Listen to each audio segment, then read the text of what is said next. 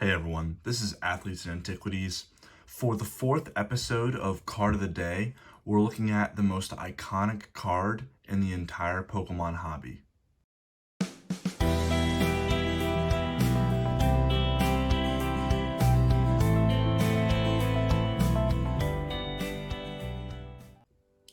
So it's been a few months since I made a Card of the Day, but I think I want to start doing them again and just to break up some of the market talk and just make a video now and then of just the enjoyment of the hobby. Just talk about art, talk about history.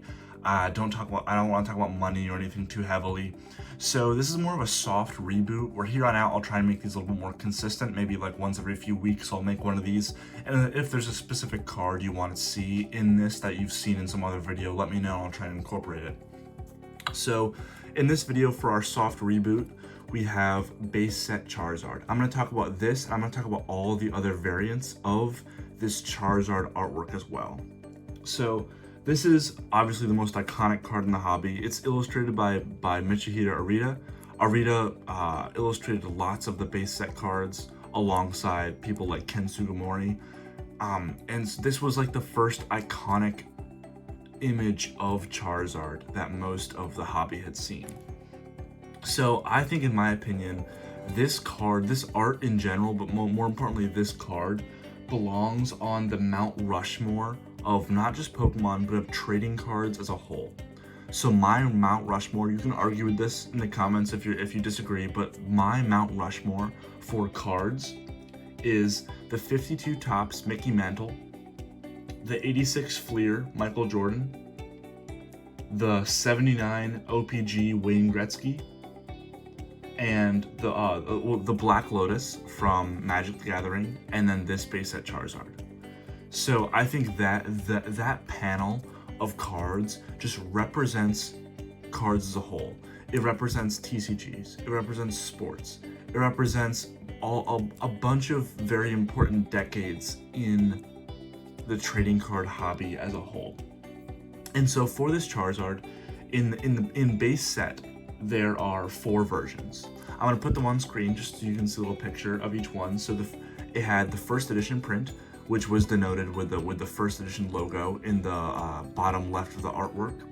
Then there was a shadowless print, which was the exact same design as first edition, but just lacking that first edition stamp. And they switched over to having a shadowed border, and they changed the color palette. They fixed some errors with spelling on some cards, and that's when they released their unlimited version, which is this one.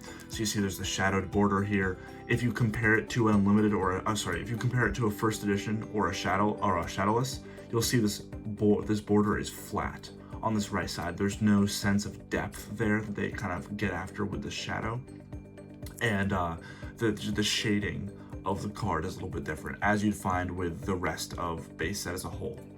So after Unlimited, there was a 4th print called, everyone just kind of calls it the 4th print, but it's a very small difference, and it's only denoted, I'll put it on screen here, but it's denoted by, in the bottom corner here, where this says 1999 Wizards, the 4th print says 1999 to 2000, and that was primarily given out in Europe and Australia. There was not a lot of 4th print released in America. It was more of just a European, European and Australian sort of environment that was released. So those are the 4 prints of this card in base set. But this artwork that Arita made has been featured in lots of other releases since then. So I'm gonna go down the list of every single card that has featured the base set Charizard artwork or some redesign of it. So after the 4 base set versions, we got base set 2, a little bit longer down the line. Base set 2 was a very hated set at the time. It was collectors found it very unnecessary, and it didn't sell very well. But base set 2 did feature a holo Charizard. The main difference is obviously the base set 2 logo in the bottom right corner of the art box, and also the holo pattern changed. So in base set Unlimited, you see there's this like star, like galaxy kind of foil, where there's these little star patterns in the back, and it's flat if it hits the light the right way. But Since then, they switched over to a Cosmos Holo. I think it was in the Gym series, was this they switched to Cosmos Holo? You can correct me when I'm wrong, but either way, when base set 2 came around, the holo pattern had changed. So if you compare a unlimited card next to a base set 2 card, the base set 2 holo pattern I actually prefer. I prefer that Galaxy foil, that Cosmos foil, I'm sorry, the Cosmos foil from base set 2. But this is just so classic with this base set design. I don't dislike this holo, but just the Cosmos holo just pops in its own right. So that was the first real like reprint of this art. So after the 4 base set prints, we had base set 2, then we had Legendary Collection. Legendary Collection was similar to base set 2 in that it redesigned, it re-released older arts, older cards in one succinct set. And in that, we actually had 3 different versions of base set Charizard. We had a holo, just a standard holo, Legendary Collections Charizard. Then we had a reverse holo, which was that really aggressive on the eyes fireworks pattern of Legendary Collection. I'll put one on screen for all of these. The Legendary Collection, like it was like a starburst firework kind of pattern. This was the first real like reverse holos in Pokemon, unless you're counting like a Southern Islands or something, or like there are those binder promos. But the first real set release besides Southern Islands that had reverse holos was Legendary Collection. And there was a third variant that was a non-holo Charizard. This was found in the theme decks only. You couldn't get it out of a pack. It was only in the theme decks was this non-holo Charizard. This was the first time that we saw the Charizard artwork without a holo pattern behind it.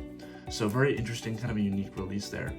And from then, we have to fast forward all the way to the Diamond, Pearl, Platinum era with Stormfront. In Stormfront releases, and they have a secret rare of a Charizard. But this Charizard is not the exact same Arita art. It was a newer art that was also designed by Arita, but it was a redesign, a more modern look to the old Charizard. It was the same pose, the same everything. It was just basically redesigned with a more modern color palette and stuff. So some people disliked that newer design, but I think it's very unique, and it's done by Arita himself. So it wasn't like someone was trying to like rip off of an old art. He was basically just paying homage to the famous base set Charizard. So after Stormfront, we had to wait a long time again. And then we got Evolutions. Evolutions came out in 2016, kind of alongside Pokemon Go for the I believe it was the 20th anniversary. And this one actually had 4 variants. This had the holo, the traditional holo Charizard. Then there was a reverse holo that was more of a sheen holo, unlike the aggressive starburst firework pattern from Legendary Collection. So there was the holo, the reverse holo. Then there was a pre-release. The pre-release was you'd go to pre-release tournaments and stuff, and they would give that as a prize. So there was the pre-release Charizard. There was also a staff version of that same card. That staff version there was a few that were included in every box of those like build and battle deck kind of things as basically a prize for those that volunteered to help out at the event. Those staff pre-release Charizards are very expensive nowadays, especially in a PSA 10 because they were very condition sensitive. And basically all 4 of those cards were very condition sensitive. Evolutions had a lot of problems with printing, so PSA 10s for Evolutions Charizards are actually fairly pricey. So then after that, we actually had a very short period of time, and then Celebrations comes out. So what's that, 4 or 5 years? Yeah, I think it's 5 years because it was the 25th anniversary. So Celebrations comes out, and we had 2 versions. We had the traditional regular Charizard. This time it was given a different holofoil border, and there was a Pokemon logo with 25 in the right side there. So that border kind of makes it pop more. It was given a new holo pattern for it for the actual art itself. And they also released a metal version. This metal version came with the Celebrations UPC, the famous scalped, short printed, really poorly released UPC that is now worth a decent amount of money because no one could get their hands on it. So there was 2 versions there, and then the latest version is a very exclusive version, and this is from the Creatures deck. This Creatures deck was a very short supply deck that was given out to Nintendo employees at a very high level, like celebratory cocktail, like kind of party essentially, to celebrate the 25 years of Pokemon, but just more internal with the executives and such. So very, very small release there, given to people that are very passionate about what they do. So they don't sell very often, only a few have sold, and they've all gone for exorbitant prices. So between all of those, there's been I'll just do a recap, 4 base set prints, then there was 1 from base set 2, and then 2, 3, 4, 5 for Legendary Collections, 6 from Stormfront, 7, 8, 9, 10 from Evolutions, 11, 12 from Celebrations, 13 from Creatures. So that means that's what? Yeah, so that's 13 plus 4, so that'd be 17 total different variations of this base set Charizard throughout the hobby. So I just wanted to give an interesting story here. So about the pricing of unlimited base set Charizard has changed a lot over the years. So I went to the old Beckett price catalogs, and in 1999, unlimited copies of Charizard in near mint condition were selling for about $30 out of the pack, $30 while it was still on the shelves, which is pretty crazy, honestly. It's fairly expensive for a card that is so easy to pull, because back then there were not a lot of chases, so it was just the 16 hollows or however many hollows in the set. So if you open a booster box, more likely than not, you're pulling a Charizard from that box. So $30 was actually a pretty good price for an unlimited Charizard. And then first edition was going for about $120. Crazy narrow price difference there. Now it's multitudes more. But another interesting point is the price of Charizard actually fell tremendously.